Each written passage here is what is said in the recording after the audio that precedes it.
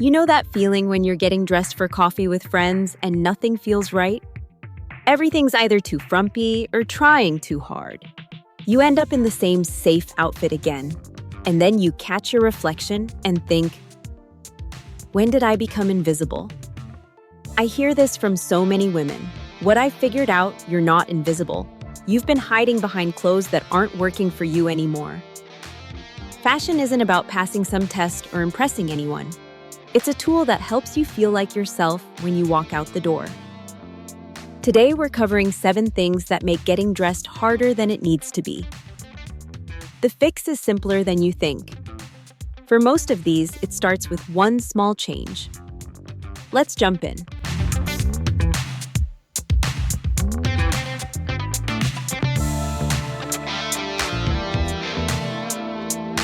I see this everywhere.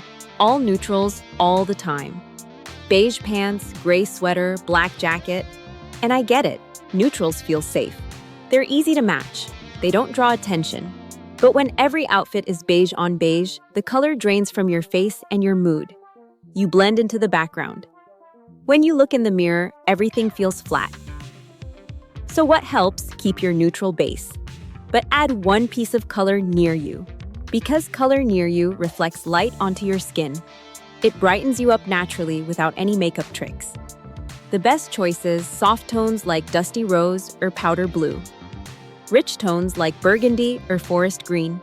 Some simple combos to try gray jeans with a white tee and a dusty rose cardigan, navy pants with a light blue shirt, or beige chinos with a coral sweater. You keep all your favorite neutrals.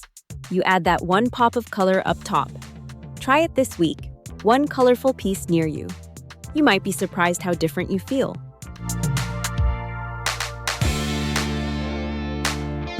The hairstyle that hasn't changed since 2010. Maybe even 2005. Look, I completely understand how this happens. You found something that worked.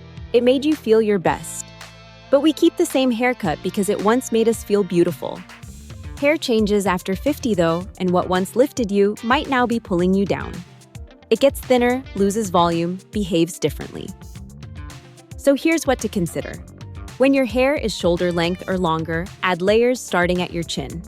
Layers create movement and remove weight so thin hair actually appears fuller. Want something shorter? Try a chin-length bob with soft face-framing pieces. It's modern without being trendy. On the color front, gray hair is stunning with a gloss treatment for shine. Dull gray can age, shiny gray is modern. Coloring your hair, go one shade lighter than your instinct tells you. Here's a simple way to know if you need a change. Take a current photo of yourself. Does your hair seem heavy or dated? That might be worth addressing. A fresh cut can make you feel years younger, not in how old you appear, but in how alive you feel.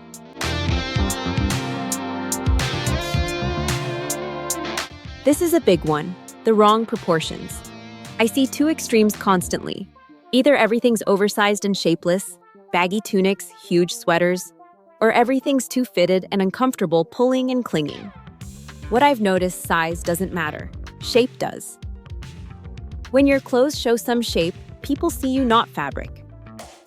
This one formula solves most outfit struggles: upper body fitted, lower body relaxed. Like this fitted tee with straight leg jeans, fitted long sleeve top with wide leg casual pants, and a fitted turtleneck with an A-line midi skirt. The magic of this approach: it creates a silhouette without tight clothes. You appear polished without feeling restricted. When choosing pants, full length hitting the top of your shoe. Avoid cropped pants. Choose straight leg or slightly wide. Mid to high rise covers your middle. When choosing tops, pieces that skim your body, not clinging, not hanging loose. V-neck or open collar is generally more flattering than crew neck. Want a quick check while shopping? Take a side photo. Can you see a bit of shape? You're probably good. When you find the right proportions, you feel confident without trying.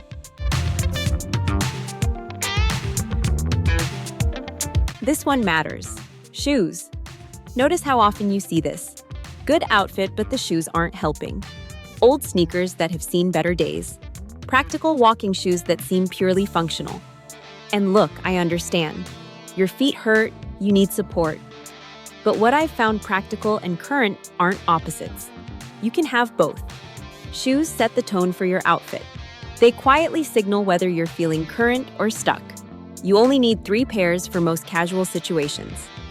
White leather sneakers, fashion sneakers, not athletic shoes. They're modern, clean, and go with everything.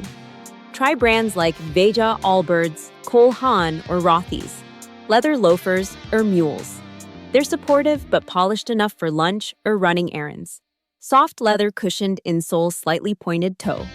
Low ankle boots, maybe 1-2-inch heel. They work year-round, they're easy to walk in, and they're more interesting than flats. Block heel, soft leather, neutral color. These 3 pairs cover most casual situations. When your shoes work, the whole outfit clicks.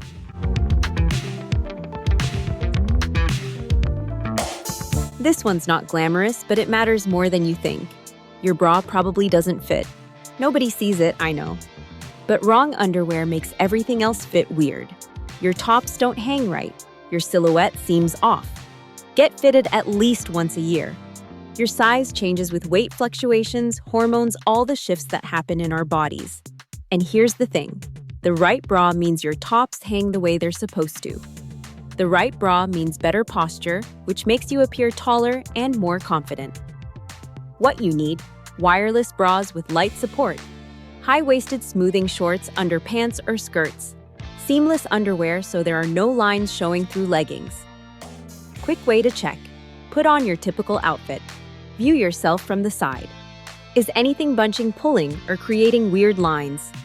That's usually a foundation issue, not a clothing problem. Perfect doesn't matter. Proper fit does. Bra straps leaving marks, constantly adjusting. That's probably a sign it's time for a fitting. Fix the foundation, and the rest takes care of itself.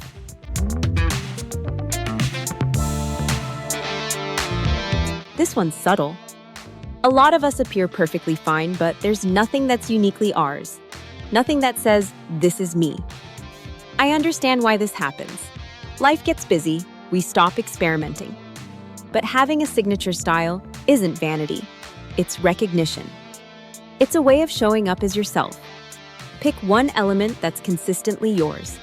Maybe it's always wearing a scarf, or always having a touch of burgundy, or a lipstick shade that's become yours. The beauty of this approach: consistency makes you memorable. People start associating that element with you. In real life, it appears like this. Your signature is scarves. Jeans, white tee, navy blazer, the silk scarf becomes your recognizable outfit.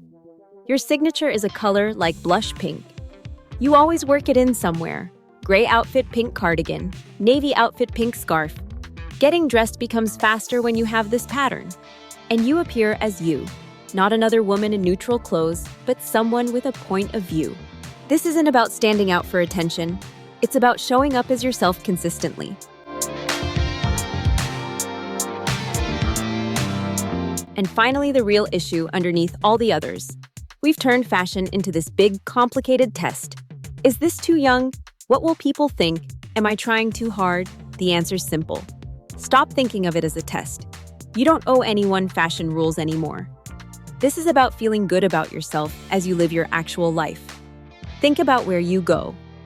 Coffee shops, grocery store, lunch with friends, walking around your neighborhood, weekend trips. Create one go-to outfit combination for your body. Casual day, straight jeans, fitted top cardigan, white sneakers. Errands, easy pants, tucked tee ankle boots, crossbody bag. Weekend, relaxed pants, striped top, denim jacket, loafers. Use that pattern regularly. Same structure, different colors. You're not being boring, you're being practical. What this does for you: less decision fatigue in the morning. You're always appropriate for what you're doing. You appear polished without spending an hour thinking about it. The trick is finding what suits you and using it. Tomorrow morning, pick one outfit you actually like wearing, not one you think you should wear. Put it on and notice how much easier your morning goes. So those are the 7 things. All neutrals with no color, outdated hair, wrong proportions. Shoes that don't help, foundation issues, no signature element, and overthinking every decision. Here's the main thing. Fashion is a confidence tool, not a test. It's not about impressing anyone. It's about feeling like yourself. Keep it simple. Start with easy, well-fitting basics. Add one piece of color near you. Wear shoes that are both supportive and current. Pick one signature element that's yours. No stress, no overthinking. A practical approach for your actual life. Try something this week. Pull out your best-fitting jeans, a top in a color you like, and your nicest everyday shoes. Wear them together and notice the difference. You're not invisible. You need clothes that let you shine through. Which of these felt most true for you? Drop a comment below. I read them all and I'm curious what resonated most. If this was helpful, hit that like button so more women can find these tips. And if you want more practical style advice for real life, subscribe. I post new videos every week. Thanks for watching.